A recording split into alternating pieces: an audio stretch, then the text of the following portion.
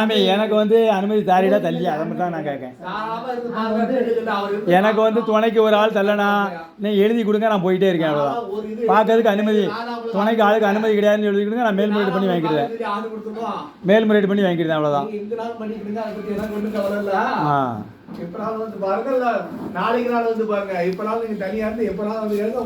இல்லை இல்லை, நான் அனுமதி வாங்கி வந்து பார்க்கணும்னா அது காரணத்தோடு தான் பார்ப்பேன். அனுமதி இல்லை சும்மாலாம் பார்க்கணும்னு எனக்கு தேவையில்லை.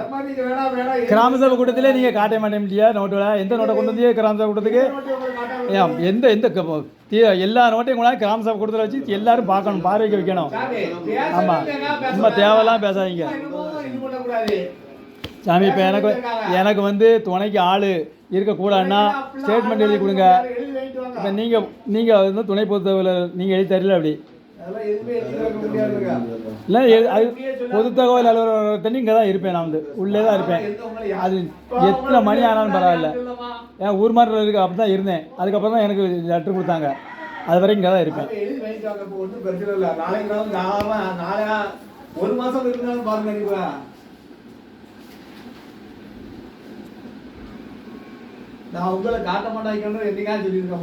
எனக்கு துணையாக ஒரு ஆள் இருக்கக்கூடாதுன்னு சொல்லி மறுக்கலை அந்த லெட்டரில்.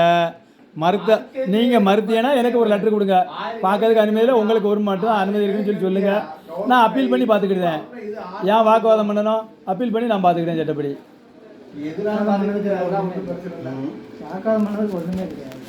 நீங்கள் இதில் துணையாக இருக்கிறதுக்கு ஆள் யாருக்கு அனுமதி கிடையாது லெட்டர் கொடுங்க, நான் போய்க்கிட்டேன். அவ்வளோதான்.